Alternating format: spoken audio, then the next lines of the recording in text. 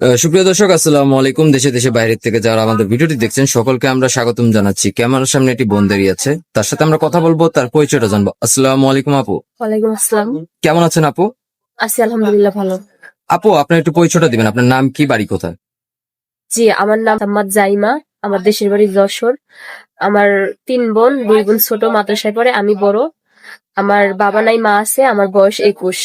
ও, নাম হচ্ছে জাইমা রহমান, আর হচ্ছে বাড়ি হচ্ছে যশোরে। জি আপনার বয়স হচ্ছে 21 বছর, পরিবারে আপনার বাবা নেই, মা আছে, আর ছোট দুটো বোন। জি আর আপনি বোনদের মধ্যে বড়। জি আচ্ছা আপু, আপনি আমাদের ক্যামেরার সামনে বিয়ের জন্য আসছেন, তাই তো? জি একটা পাত্র খুঁজছেন যে বিনা যৌতুকে আপনার দায়িত্ব নিবে। জি।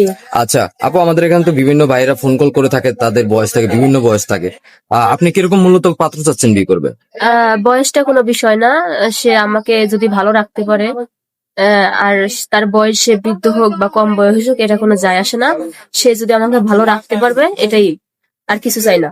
আচ্ছা, বয়স যেরকম হোক কোনো আপত্তি নেই, শুধু না। একটা ভালো একটা মনে মানুষ হতে হবে, জি জি। যেন মন মানসিকতা ভালো থাকে, তাই তো? তার মনস্কিত ভালো হতে হবে, সে আমাকে ভালোবাসবে। আর আমি তার টাকা পয়সা চাই না, কোনো কিছু চাই না, সে আমাকে শুধু ভালোবাসবে, এতটুকুই চাই, এর বেশি কিছু না। আচ্ছা আপু, তাহলে আপনার সাথে যোগাযোগ করবে কিভাবে?